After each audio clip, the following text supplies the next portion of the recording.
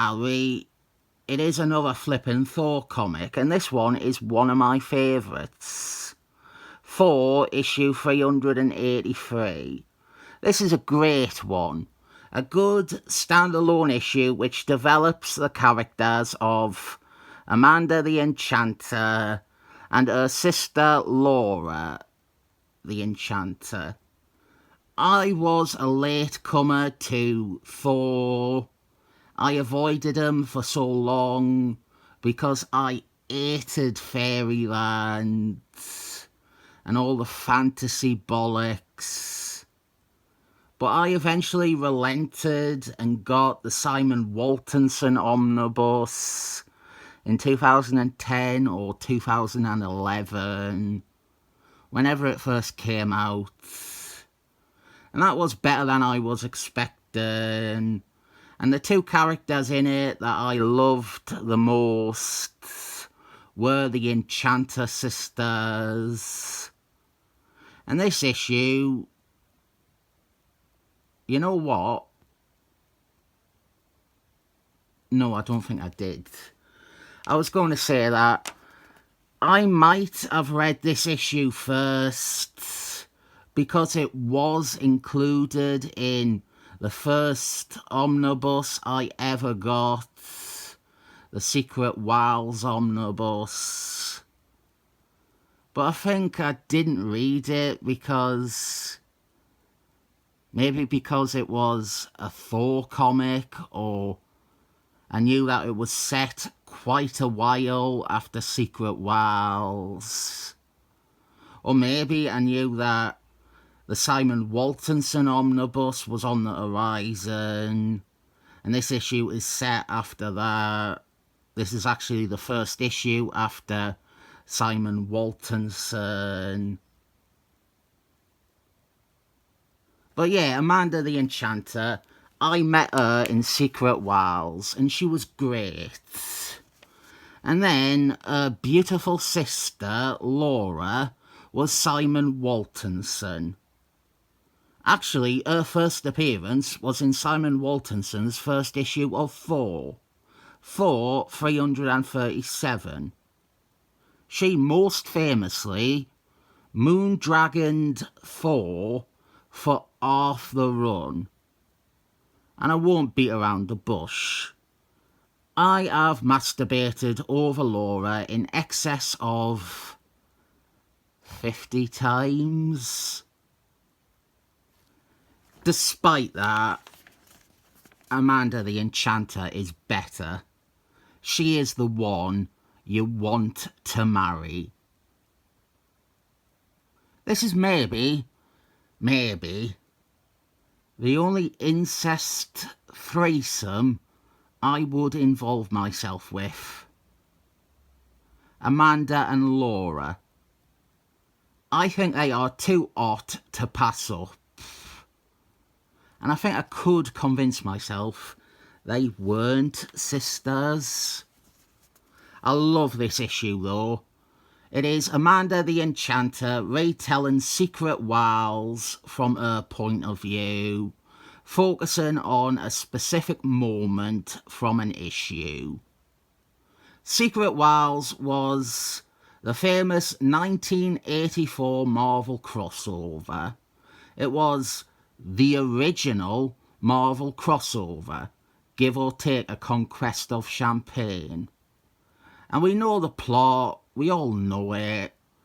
Heroes and villains are summoned to an alien planet and forced to fight each other.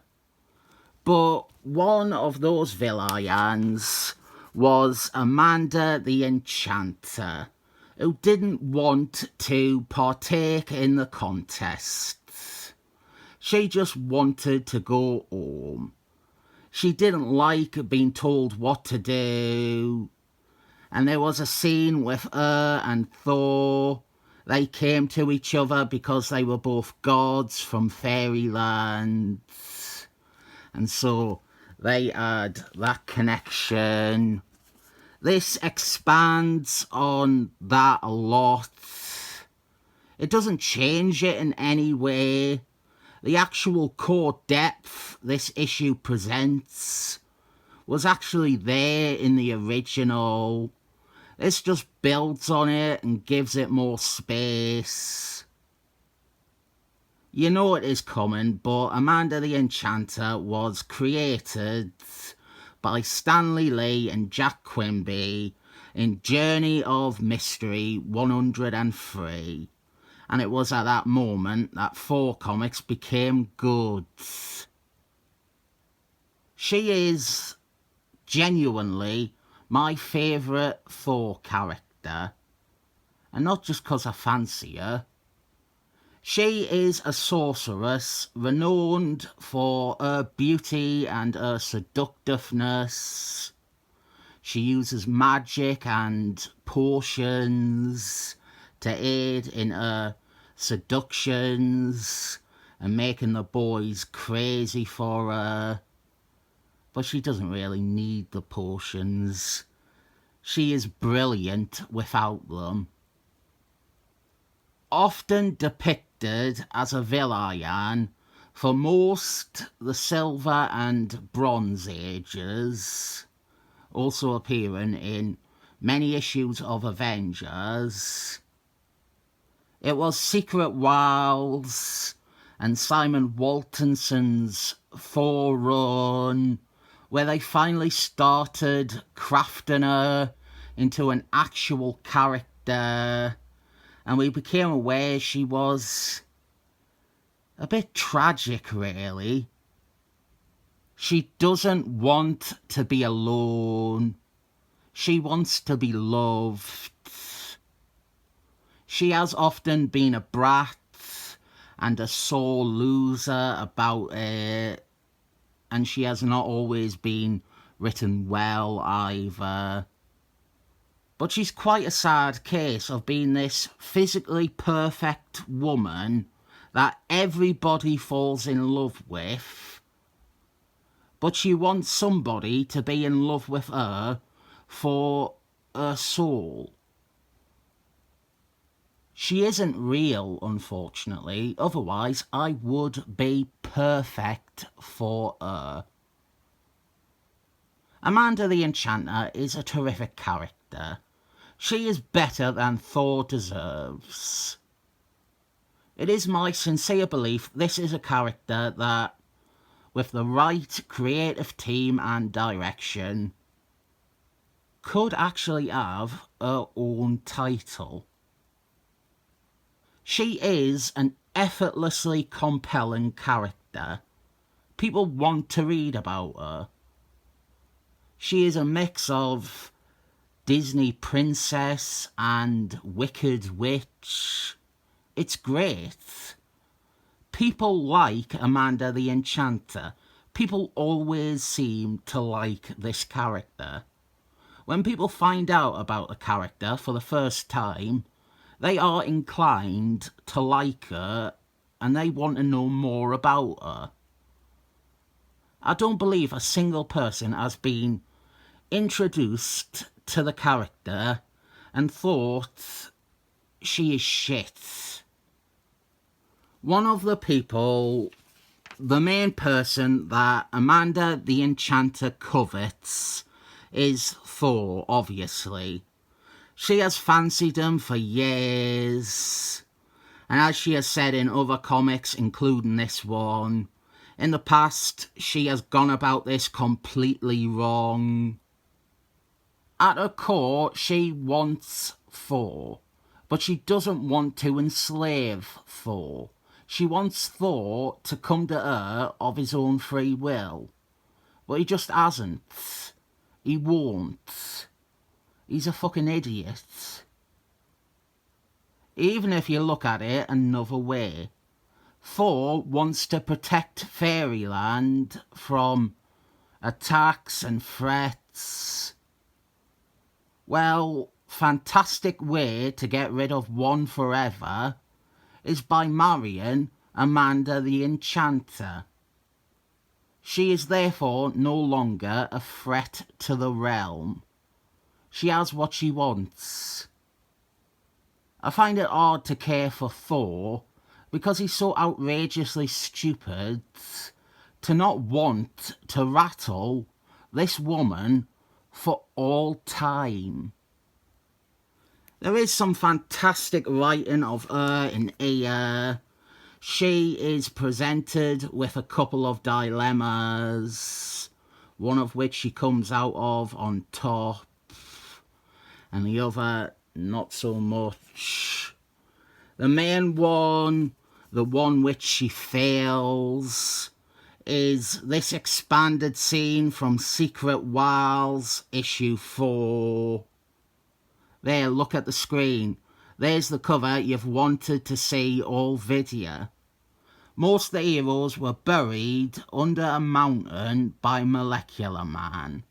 But Thor, he was off on his non-date with Amanda the Enchanter. So the bad guys now only have to beat off Thor, and they will have beaten the heroes.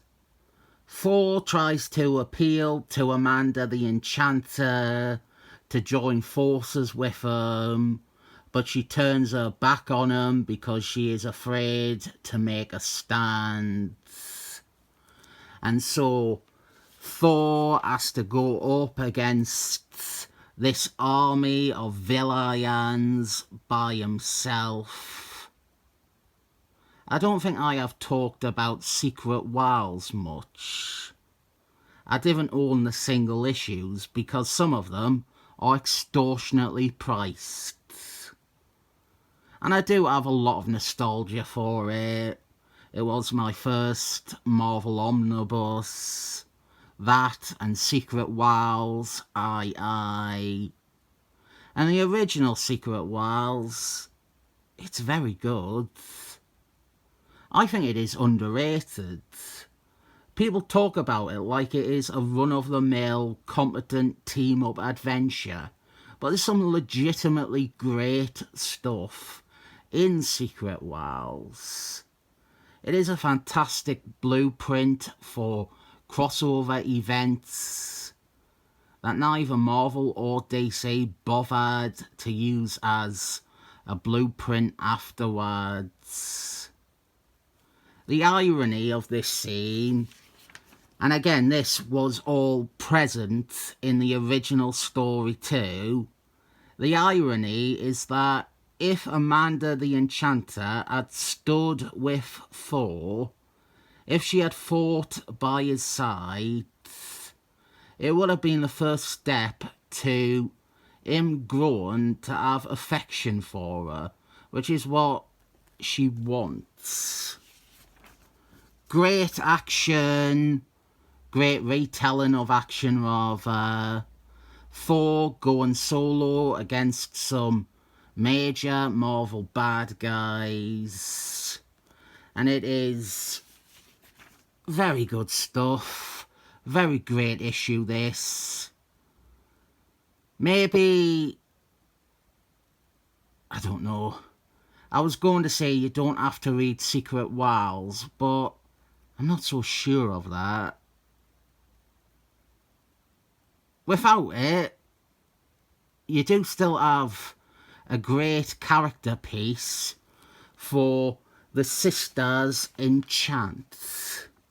And our point is that Amanda the Enchanter has realised all of this.